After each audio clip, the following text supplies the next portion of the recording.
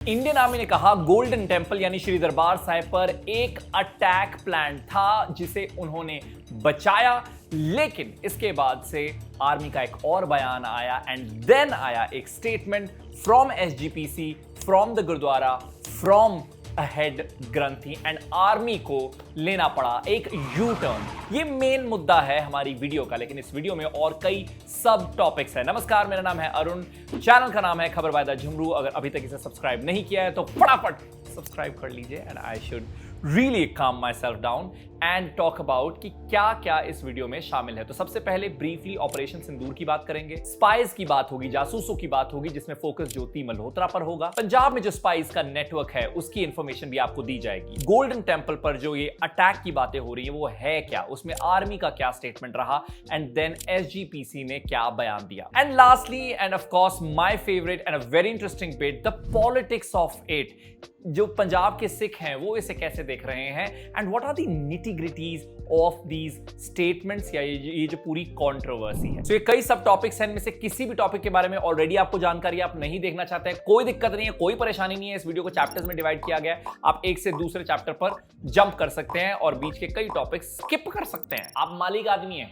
Video को शुरू करते हैं, सबसे पहले बात करते हैं ऑपरेशन सिंदूर की। तो 22 अप्रैल को कुछ बुज़दिल टेररिस्ट ने निहत्थे और मासूम जो टूरिस्ट हैं उन पर पहलगाम में अटैक किया। भारत सरकार इस टेरर अटैक के कई links Pakistan based terror outfits के साथ एस्टैब्लिश कर पाई, इसीलिए 7 मई को शुरू हुआ operation Sindoor.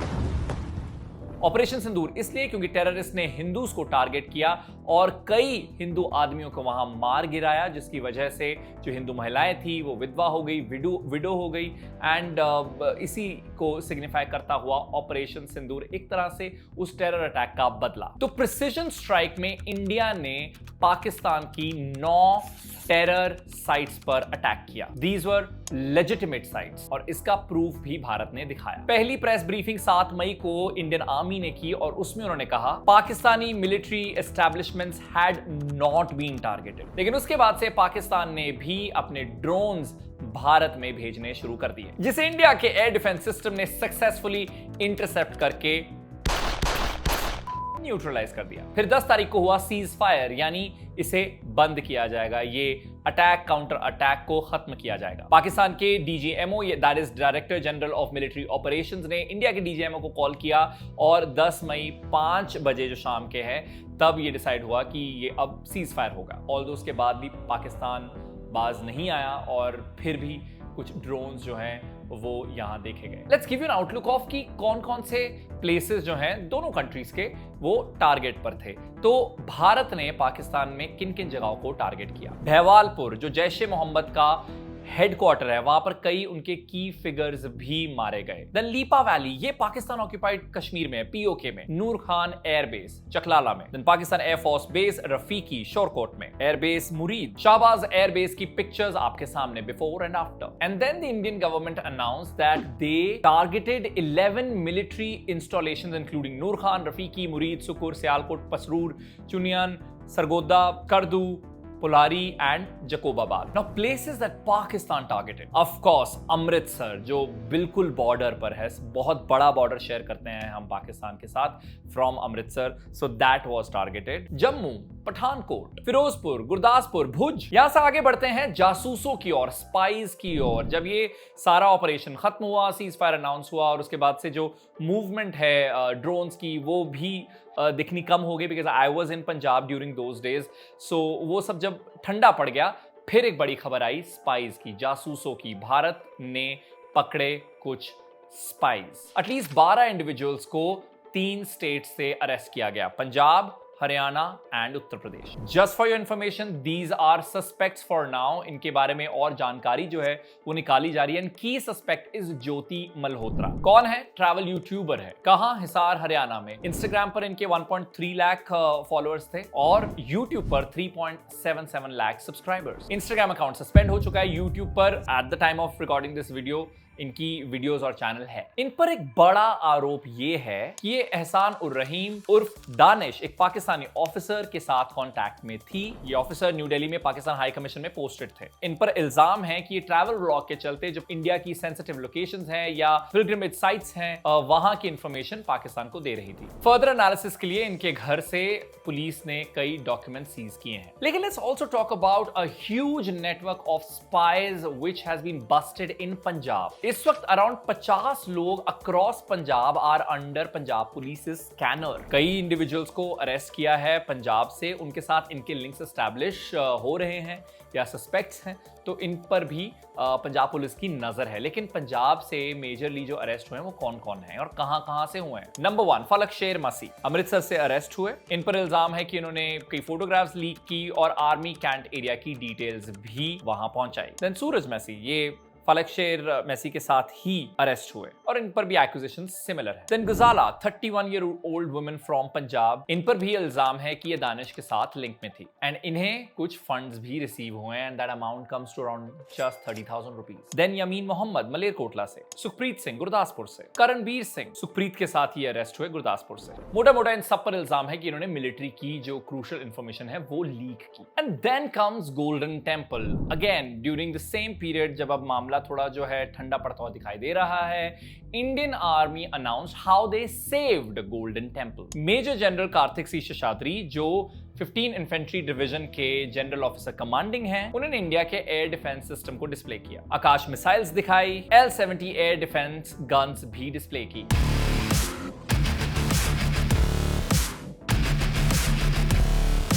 He said our air defense system intercepted and neutralized all attacks targeted at military installations and religious places. उनके हिसाब से गोल्डन टेंपल एक प्राइम टारगेट था। लेकिन then came a podcast. Lieutenant General Sumer Ivan Dikuna, Director General of Army Air Defense, उन्होंने कहा ये Head Granthi of the Golden Temple allowed us to deploy our guns, and it is possibly for the first time in maybe many years where they switched off the Golden Temple lights for the first time so that we could see the drone coming. अच्छा, huge claim। फिर SGPC के president Harjinder Singh Dhami का बयान आया। He said there was no official confirmation or communication from any army official about installation of air defense guns at Sri Darbar Sahib। और उन्होंने ये जरूर कहा कि हाँ ब्लैकआउट की रिक्वेस्ट आई थी जिसके लिए वी कोऑपरेटेड और ब्लैकआउट वो जो था वो सपोर्ट दिया गया गुरुद्वारे की तरफ से। Before we talk about how army explained this letter, let's talk about steps taken by Golden Temple during those days. सबसे पहले ब्लैकआउट कंप्लायंस, जो एक्सटीरियर लाइट्स थी या टॉप लाइट्स थी उन्हें बंद कर दिया गया। ऑल्दो वो लोकेशन जहां पर religious code of conduct which is Sikh रहत मर्यादा इज प्लेस्ड, वहां लाइटें बंद नहीं की गई थी। देन जो रेगुलर रिलीजियस प्रैक्टिसेस हैं उनमें कोई बाधा नहीं आई है, उनमें कोई इंटरप्शन नहीं हुई है, जो लंगर है वो चलता रहा है। Now let's talk about what did army say after SGPC released that statement. Well, the statement goes like, some media reports have been circulated regarding the deployment of air defense guns in the Golden Temple. It is clarified that no AD guns or any other AD resources were deployed within the premises of Sri Darbar Sahib, Amritsar. So it became some media reports.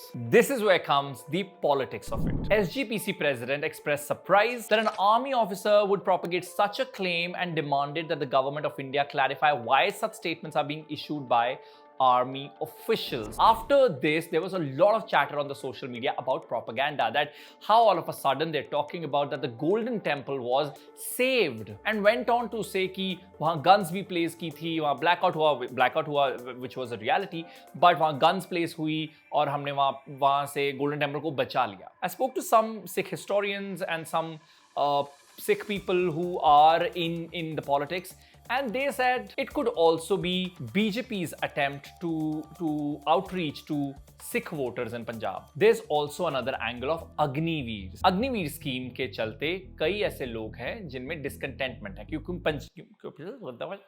क्योंकि पंजाब में बहुत सारे लोग हैं जो army के लिए interested होते हैं। और पंजाब का एक स्टैट मैं आपके साथ शेयर करना चाहूंगा 2021 के आर्टिकल से। ऑल्दो पंजाब दूसरी ऐसी स्टेट मानी गई है जो सबसे ज्यादा सोल्जर्स देती है इंडियन आर्मी को। पंजाब का कंट्रीब्यूशन 7.7% का है, डिस्पाइट नेशनल पॉपुलेशन में शेयर इज जस्ट 2.3%। नंबर 1 पर जो स्टेट है वो ऑफ कोर्स उत्तर प्रदेश है, बट उनका जो एंटायर पॉपुलेशन में शेयर है वो भी बहुत ज्यादा है। So despite very little contribution to the entire population, our Punjab's contribution is huge when it comes to the Indian Army। लेकिन अग्निवीर स्कीम क्या कर रही है वो आपको इस स्टोरी से पता लग जाएगा। आकाशदीप सिंह, एक यंग सोल्जर, फरीदकोट डिस्ट्रिक्ट के कोठे चाहल गांव से अपनी जान गंवा बैठते हैं, रादर भारत के लिए शहीद होते हैं। कहां? जम्मू एंड कश्मीर में। उनकी बॉडी को जब उनके घर पहुंचाया गया, उनकी मदर करमजीत कौर फेंट हो गई and later what did they find out कि उन्हें शहीद का दर्जा भी नहीं दिया जाएगा। So that's a huge discontentment around Punjab और Punjabi families who send their sons and daughters to the Indian army. और ये जो पूरी गोल्डन टेम्पल वाली कंट्रोवर्सी हुई है, इसकी टाइमिंग काफी सेंसिटिव है। एक रीजनल सेंटिमेंट जो है वो उभरता हुआ नजर आ रहा है। ये हमने पॉलिटिक्स में देखा, ये हमने इलेक्शंस में देखा। कैसे? पिछले साल जनरल इलेक्शंस हुए। अमृतपाल सिंह, जिनका नाम खालिस्तान के साथ अक्सर जोड़ा जाता है, he won the Khadoor Sahib Lok Sabha seat as an independent candidate. He is in Dibrugarh jail and during the elections also he was there but still won. Sarabjeet Singh Khalsa, Beant Singh के बेटे, बेअंत सिंह वो जिन्होंने who was one of the assassins of Indira Gandhi, he won from Faridkot। So वो एक undercurrent भी है और उसकी वजह से ये जो इंटायर कंट्रोवर्सी है, इसकी टाइमिंग काफी ज्यादा क्रूशियल और सेंसिटिव हो जाती है। But you tell me what you think, ये जो पूरी कंट्रोवर्सी है, जो पूरा मुद्दा रहा, क्या इसे ज्यादा और बड़ा बनाने की कोशिश की गई because there is a political motivation, और it was just a mistake while giving statements that it got blown out of proportion? With that, we have come to an end of this video. इस video में मेरी मदद की है jasmine Kaur ने, इसे edit किया है वंश बजाज ने, मेरा नाम है Arun. It's good bye from my side. Bye. Subscribe कर लेना। Good bye.